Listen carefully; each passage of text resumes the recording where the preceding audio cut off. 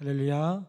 오늘 함께 예배하는 우리 모든 성도들과 이 자리에 함께한 모든 이들을 위해 하나님의 놀라우신 은혜가 가득하기를 간절히 축원합니다. 한 저널리스트는 우리가 사는 시대를 가리켜서 삼무의 시대다라고 얘기를 합니다.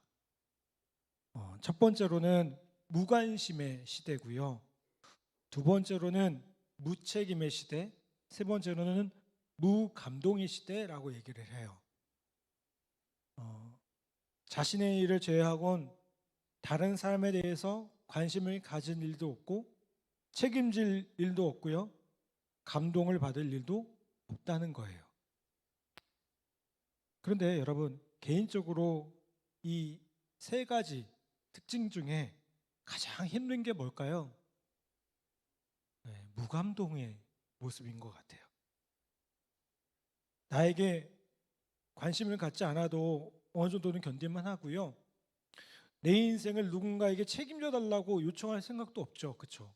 그런데 감동받는 일 없이 소위 무료와 권태 속에서 지내야 된다. 이거 어떨까요? 이거 참 힘든 일이라고 생각됩니다. 오늘 말씀해 보면 예수님께서 감동받으시는 일이 나옵니다.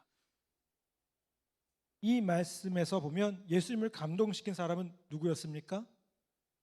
백부장이었어요. 그렇죠? 백부장. 10절에 보니까 이렇게 말씀합니다. 예수께서 이르시되 놀랍게 여겨 들으시고 놀랍게 여겨 따르는 자들에게 이르시되 내가 진실로 너에게 이르노니 이스라엘 중 아무에게서도 이만한 믿음을 보지 못하였노라. 여러분 어떠세요? 이 말씀에 예수님의 마음이 좀 느껴지십니까? 감동에 휩싸인 예수님의 느낌. 여러분 이게 느껴지시나요? 우리가 말씀 보면요, 예수님께서 들으시고 놀랍게 여기셨다. 그 이스라엘 중에 아무에게서도 이만한 믿음을 보지 못했다. 이게 그냥 쭉 이렇게 쓰여져서 그렇죠. 정말 예수님께서 감동받으신 거예요. 그렇다면 예수님을 감동시킨 이 사람한테서 비롯된 이 믿음의 정체는 무엇입니까? 예수님을 놀랍게 여긴 이 믿음은 도대체 어떤 믿음이었겠습니까? 우리가 우리 자신에 대한 관심의 울타리에서 벗어나지는 못하는 이유가 뭐냐면요, 한마디로 나 자신을 뛰어넘지 못하기 때문에 그렇습니다. 내 안에 갇혀있기 때문에 그래요. 그런데 여러분, 여기에 소개된 백부장은 하인의 문제로 예수님께 나와서 도움을 구하고 있어요. 당시 백부장은 어떤 사람입니까? 말 그대로 로마 군인 100명을 거느린 로마 군대의 장교였어요.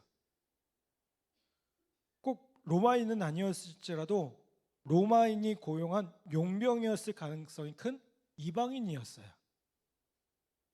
그런데 그런 그가 누굴 걱정하고 있죠 지금? 자신을 걱정하고 있습니까? 자신의 문제를 가지고 예수님께 찾아왔습니까? 아니었어요. 그렇죠? 자신이 거느린 노예를 걱정하고 있어요. 당시만 해도요, 노예라는 존재는 사람 대우를 못 받았습니다. 주석학자 바크레이가 이런 얘기를 했어요. 당시 사회의 주인은 이 노예의 생사 여태권을 가지고 있었으며 노예는 물건이나 짐승과 다를 바 없는 존재였다라고 얘기를 해요. 그리고 짐승과 노예의 유일한 차이가 있다면 노예는 말이 통한다였다라고 얘기를 합니다. 그럼 쉽게 말하면 뭐예요? 짐승과 같은 존재였다는 거예요. 우리가 지금도 애완동물 키우신 분들이 있어서 거의 가족처럼 여기지만 그런 개념이 아니에요. 여기서 짐승은요, 거의 물건하고 똑같다는 거예요. 그런데 한 백부장이 이런 종, 노예를 위해서 어떻게 했느냐? 5절에 보면 이렇게 말씀하죠. 예수께서 가버나움에 들어가시니 한 백부장이 나와 간구하여라고 얘기해요. 그냥 도와주세요 이렇게 얘기한 게 아니에요. 뭐 했어요? 간구했어요. 그리고 6절에 보니까요. 백부장에 보면 백부장이 6절에 보면 뭐라고 얘기합니까? 한 하인이 중풍병으로 인해서 몹시 괴로워하나이다라고 얘기를 해요. 이거 누가 한 얘기예요? 몹시 괴로워한다고 누가 얘기했을까요? 백부장이 얘기한 거예요. 백부장이 그 노예를 보면서 그 종을 보면서 저 사람이 매우 몹시 괴로워합니다. 걱정하고 있다는 거예요. 여러분, 이게 예수님의 마음을 감동시켰어요. 여러분 주변에 고통받는 이웃들을 위해서 누군가를 위해서 그런 마음을 갖고 계신 적이 있으신가요? 누군가가 안타까운 마음으로 애통하는 그 마음이 여러분에게 있으십니까? 중보를 하거나 또 함께 한 적이 있으신지 모르겠어요. 마지막 심판의 광경을 모사한 대목을 보면요, 예수님이 이렇게 얘기합니다. 내가 아플 때 내가 나를 돌아본 적이 있었느냐라고 묻고 계십니다. 그러자 사람들이 주님께 물어보죠. 아니, 주님 언제 아프셨습니까? 근데 이것에 대해서 예수님의 대답은 무엇입니까? 마태복음 25장 40절에 보면 너희가 여기 내 형제 중에 지극히 작은 자 하나에게 한 것이 곧 내게 한 것이니라 하시고 라고 말씀하고 있어요. 여러분, 지극히 작은 자 한 사람에게 한 게 누구에게 한 거예요? 예수님께 한 거예요. 제가 오늘 오전에 나를 귀중히 여겨야 된다고 말씀을 드렸어요. 근데 여러분, 나를 귀중히 여기려면 나를 사랑하는 것 넘어서 뭘 해야 될까요? 이 나를 넘어서는 인생을 살 수 있어야 돼요. 건강한 자아상이라는 게 그저 나만 건강하고 나만 행복하고 이게 아닙니다. 어떻게 될까요? 내가 건강해지니까요, 이제 뭐도 볼 수 있어요? 다른 사람도 볼 수 있는 거예요. 내가 건강해지니까요, 내 남편도 보여지는 거고요. 내가 건강해지니까요, 누구도 볼 수 있어요? 이웃들이 보여지기 시작하는 거예요. 그렇지 않겠습니까? 오히려 나를 넘어서 고통받고 있는 이웃들을 돌아보고 섬길 때 우리의 자아상이 온전해지는 것을 보게 됩니다. 여러분, 오늘 나를 넘어서 다른 이들의 아픔을 바라보고 우리 이웃들, 고통받는 이들을 돌아볼 수 있는 그런 믿음을 가진 우리 복된 성도들 되기를 간절히 바랍니다. 백부장의 행동에 감동받은 예수님이 뭐라고 말씀하십니까? 7절에 보니까 내가 가서 고쳐주리라. 근데 이 사람이 어떻게 해요? 예수님을 환자가 있는 집으로 가서 모셔가지 않았어요. 8절에 보니까 뭐라고 얘기합니까?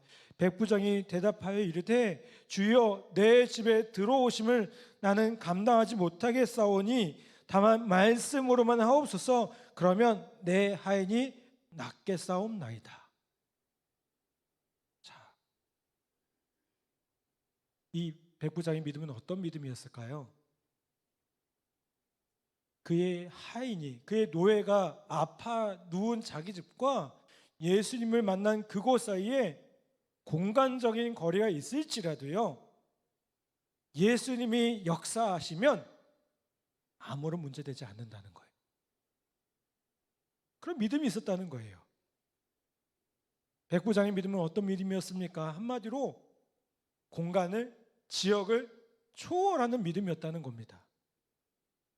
여러분, 우리는 놀라운 문명의 그 기술의 발달로 인해서 어떻습니까? 떨어져 있는 가족들과도 언제든지 의사소통할 수 있어요. 그렇죠? 요즘에 휴대폰 하면 다 할 수 있어요. 영상 통화도 할 수 있고요. 그렇죠? 거리를 초월해서 나라와 나라 사이를 초월해서 또 도시와 도시 사이를 초월해서 제가 여기 국방대에 와서 놀란 게 코로나 시대에 아무것도 못한다고 저는 생각했는데요. 국방대 교회는 뭐 하고 있었어요? 줌을 통해서 성경 공부하고 어성경하고 뭐 티하고 구역 예배까지 다 하고 계셨어요. 예배뿐만 아니라 코로나라고 해서 아무것도 못한다고 저는 생각했는데 그걸 뛰어넘고 계셨어요. 요즘에 보면 이렇게 자녀들을 군대 보내놓고 걱정하시는 부모님들이 참 많아요. 그래서 심지어 어떤 부모님들은 자녀를 군대 보내놓고요, 그 자녀가 군복무하는 근처에 집을 얻어서 그렇게 계신 분들이 있대요. 네. 근데 그럴 필요 없어요 이제는요. 왜요? 형제들 다 핸드폰 있고요. 예? 핸드폰 다 하잖아요. 다 뭐 통화하고. 예. 그럴 필요 없어요. 공간을 뛰어넘고 있는데요, 뭐 이미.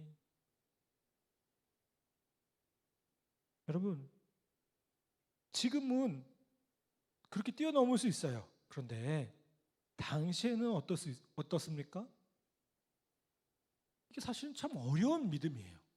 공간을 뛰어넘는다는 것 자체가. 여러분, 성경에 등장하는 백부장은요, 그 옛날 공간을 초월하는 믿음의 모습을 보여주고 있다는 겁니다. 그러면 무엇으로 이 공간을 초월했습니까? 문명의 발달이었습니까? 핸드폰이 있었을까요? 아니었습니다. 말씀과 기도의 능력을 가지고 공간을 뛰어넘고 있어요. 어떤 말씀과 기도의 능력입니까? 주님께 구하면 어디서나 우리의 기도를 들으시고 공간을 초월해서 역사하고 계신다는 사실. 주님이 그렇게 역사하실 것이라는 믿음을 가지고 백구장이 나아가고 있다는 겁니다. 여러분, 우리가 누군가와 떨어져 있어야 되는 어쩔 수 없는 그 현실 앞에 혹시 힘겨워하고 있습니까? 여러분, 그때 우리가 해야 될 게 뭐가 있을까요? 핸드폰 붙잡고 있는 게 아니라 오늘 이 백부장의 모습을 기억하셔야 돼요. 기도하세요. 그 사람을 위해서. 예, 저기 시골의 부모님, 연세 많으신 부모님, 기도하세요. 아멘. 우리가 충고해야 될 누군가 있습니까? 기도하세요. 제가 지난 주 중에 코로나 걸려 있는데 저희 동기한테서 연락이 왔어요. 저희 학교 친한 후배 중에 하나가 지금 병원에 누워 있다는 거예요. 근데 이제 병원에서 그런 얘기를 했대요. 이제 준비해야겠다고. 제가 그 얘기 듣고 깜짝 놀랐어요. 아직 40대 중반이에요. 자녀도 초등학교 1학년. 마음이 참 어렵더라고요. 병원에서 준비하라고 했대요. 의사가 할 수 있는 게 없대요. 어.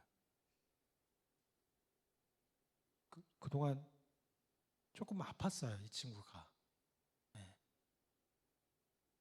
좀 아프고 그래도 목사 한 수까지 받고 또 사역도 했던 친구인데 아팠어요. 근데 지난 이제 가을 9월 달 들어서부터 갑자기 몸이 안 좋아져 가지고 치료를 하는데 이제 더 이상 치료가 되기 어려운 상황이라고.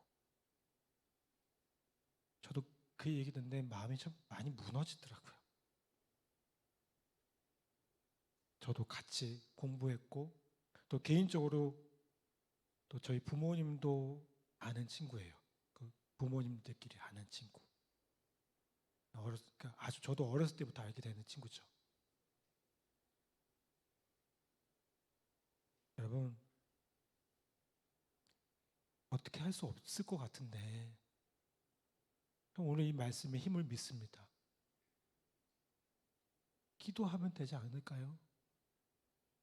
아니, 모르겠어요.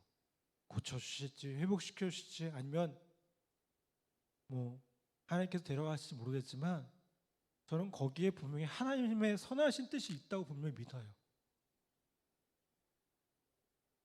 하나님께 구할 수밖에 없는 것 같아요. 그 모든 인생, 남은 가족들, 그 자녀를 주님께서 좀 맡아달라고. 여러분, 걱정하기보다 우리 감사하고 그 시간에 기도해야 될 줄 믿습니다. 아멘. 그 기도가 하나님의 역사가 나타나도록 선포하셨으면 좋겠어요. 그러면 공간을 초월하여 일하시는 주님의 기적, 공간을 초월해서 일하시는 주님의 역사를 우리가 보게 되리라 분명히 믿습니다. 아멘. 백부장은 앞서 말한 것처럼 로마 군대 소속이었습니다. 로마인이었을 수도 있고요, 로마의 용병이었을 수도 있습니다. 그런데 분명한 건 뭘까요? 이 백부장은 이스라엘인은 아니었다는 거예요. 유대인은 아니었다는 거예요. 자, 그러면 예수님께 나옵니다. 예수님 누구셨어요? 유대인이었죠, 그렇죠? 여러분, 이 사람은요, 민족이 다르다는 편견과 선입견을 깨트리고 예수님께 나아갔던 사람이었습니다. 로마의 장교였기 때문에요, 이런 결단이 쉬운 게 아니었을 겁니다. 여러분, 사회적인 그 신분이 높을수록 사람은 어떻습니까? 자신의 신분을 의식하잖아요. 그렇지 않습니까?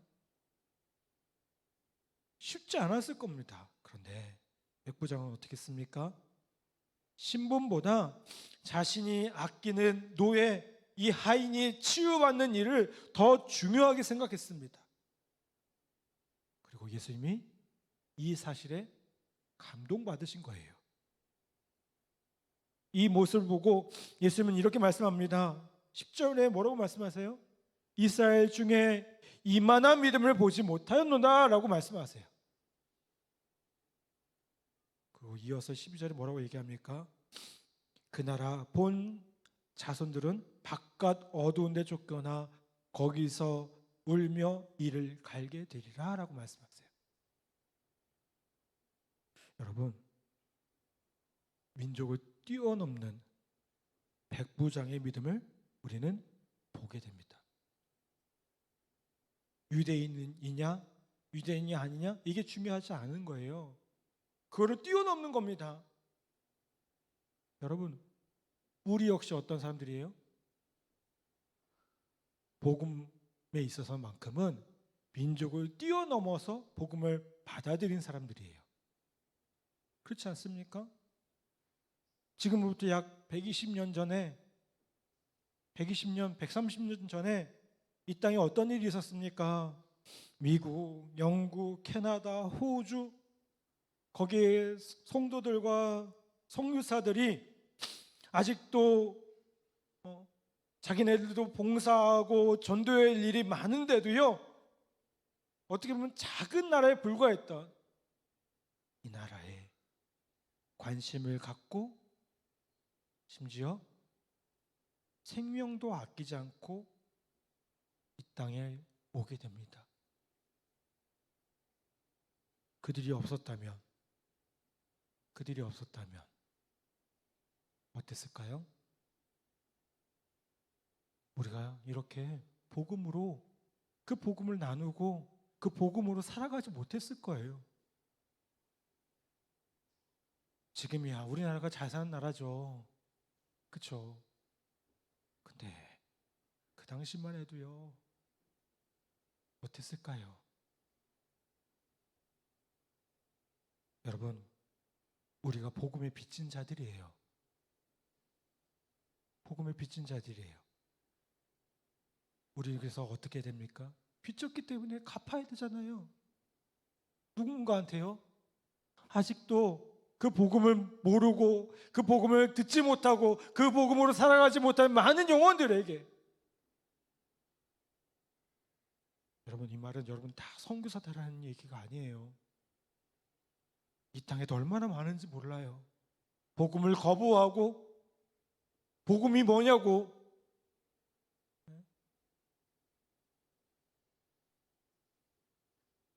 저희 집안에서 저희 부모님이 처음 교회를 믿기 시작했어요. 저희 큰아버님이 계셨는데 그런 얘기를 해요. 저희 아버지가 구원 이렇게 얘기하니까, 구원 받아야 돼, 형님 구원 받아야 됩니다 이렇게 얘기하니까, 아니 구원이 뭐냐고, 10원도 아니고, 응? 구원도 아니고 그 10원이 뭐냐고, 그런까지 얘기하는 거예요. 좀 비아냥거리는 거죠. 근데 여러분, 우리가 그들을 위해서, 그들의 구원을 위해서 기도해야 되지 않겠습니까? 아멘. 그렇게 말씀하셨던 그분이 참 놀랍게도 구원받고 그리고 돌아가셨어요. 여러분, 오늘 우리 안에 백부장의 믿음을 가진 믿음의 성도들이 많아지기를 주님의 이름으로 간절히 축복합니다. 나 자신을 넘어서, 공간을 넘어서, 민족을 넘어서 믿음을 드러내고 믿음으로 살아가는 우리 성도님들 되기를 간절히 바랍니다. 아멘. 그리고 그 모습을 통해 누구를 감동시킬까요? 예수님을 감동시키는. 여러분 한번 생각해 보세요. 우리의 모습이 예수님을 감동시킨다고 생각해 보세요. 얼마나 좋습니까? 네? 얼마나 좋습니까? 다름 아닌 예수님을 감동시키는 게.